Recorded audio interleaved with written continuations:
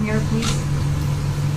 Well, we spoke last night about Kashmir, and the Prime Minister really feels he has it under control. I know they speak with Pakistan, and I'm sure that they will be able to do something that will be very good. You want to add We spoke something? about it last night at Kollywood. Mr. Modi, do you want to add?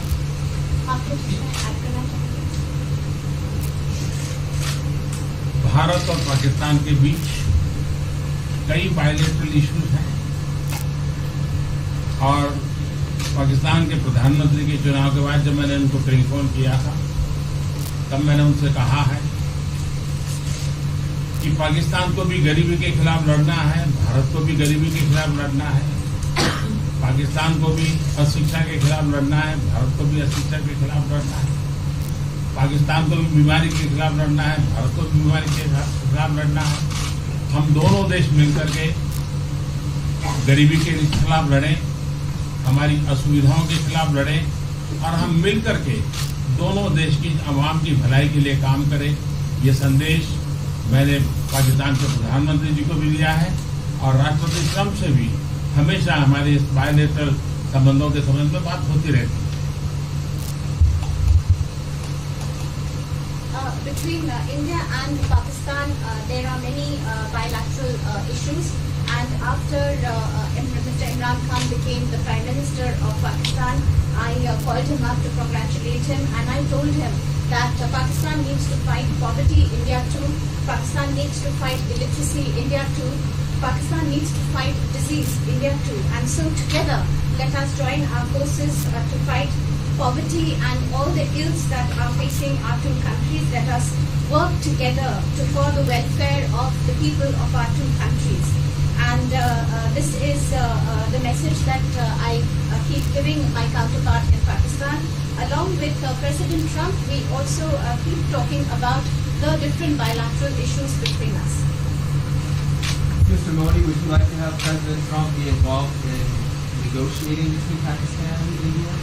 Bharat और पाकिस्तान के सारे issues bilateral हैं और इसलिए हम दुनिया के किसी भी देश को इनके लिए कष्ट नहीं देते हैं और मुझे विश्वास है कि भारत और पाकिस्तान जो 1947 के पहले एक ही थे, हम मिलजुल करके हमारी समस्याओं पर चर्चा भी कर सकते हैं और समाधान भी कर सकते हैं। India and Pakistan have all the issues are of bilateral nature, and we do not want to give pains to any country in the world to in fact try to do anything in this, because these issues are bilateral. And I trust that before 1947, when we were one country, that even afterwards we can find solutions through discussions. Mr. President, is that offer still on the table? I'm here. I have a very good relationship with both gentlemen, and I'm here if for any reason, but I think they can do it themselves very well. They've been doing it for a long time. President, the Chinese have said today publicly that it's more low-level calls that have happened, and they're downplaying the significance of the calls the U.S. administration. I don't know what you mean by that. Low level? The vice premier is low level? I don't think so. What's in your mind, they're low level?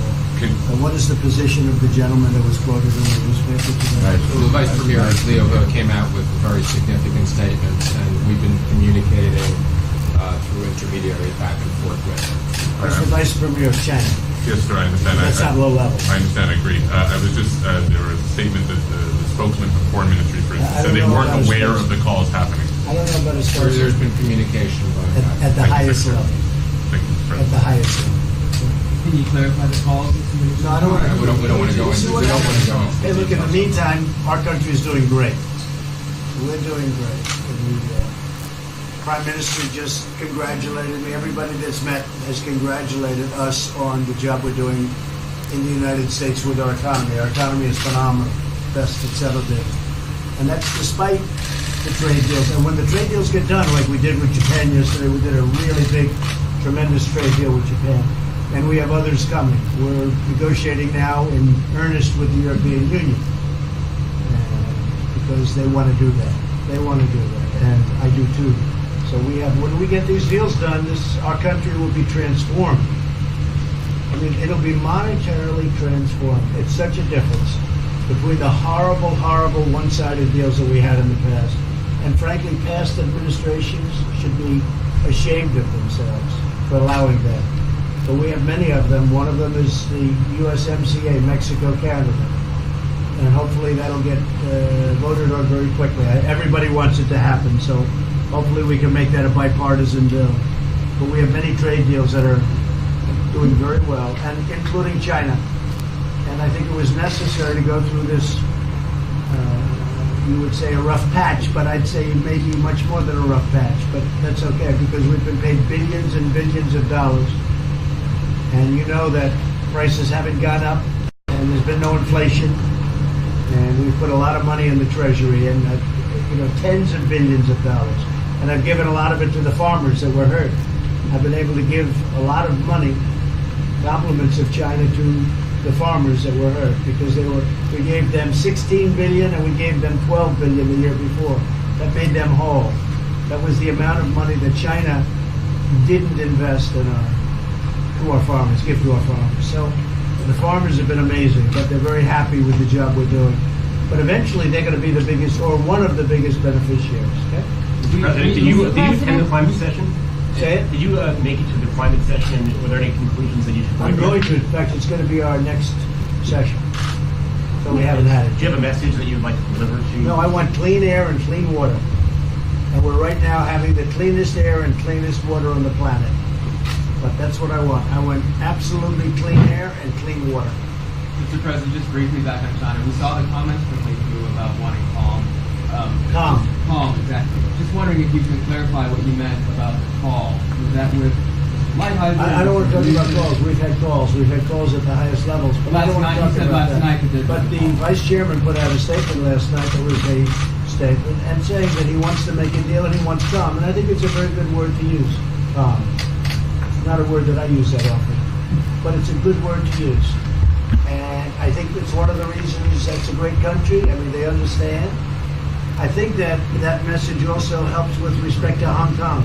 I really do. I think it makes it easier for Hong Kong to do something. And I think that President Xi will do something with Hong Kong. I really think that message is a good message with respect to what the ultimate outcome is in Hong Kong.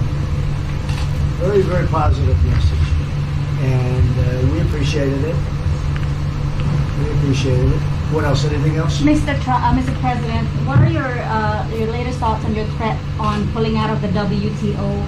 And if you do, can I also ask Mr. President Modi what your response to that in terms of how it affect India's trade strategy? Well, we haven't been happy with the WTO, but now we're winning cases. We won the big Airbus cases, you know. It's a tremendous case. I mean, it's billions of dollars. That was a very recent victory, and we're winning cases now. We're being treated more fairly now in the WTO, which we appreciate. मुझे लगता है कि हम दोनों को बात कीजिए, हम दोनों बात करते रहेंगे. जब जरूरत पड़ेगी आप लोगों को जरूर जानकारी पहुंचाएंगे. He actually speaks very good English. We just don't want to talk about it. I feel that you should let us discuss these things, and when we feel the need, we will communicate to you. Mr. President, Russia has just recently said they have no intention of asking to be readmitted to the G7. However, No, I wouldn't expect they'd ask, because why would he's a proud man. He's done a real job, and why would he ask? No, it's something we discussed, and it's under discussion now. No votes or anything, but I would be inclined to say yes, and so would others, and some probably wouldn't be, but it's just a discussion. No, I would think that he wouldn't do that because he's a proud man.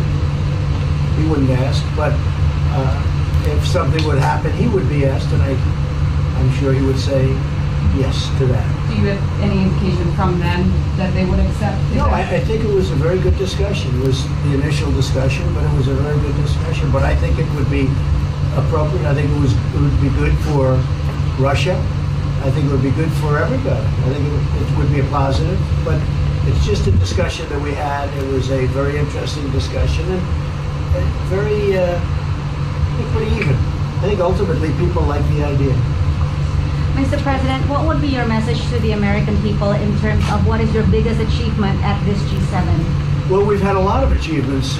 We have an achievement with Prime Minister Modi because we're doing great trade. We're doing a lot of trade with India.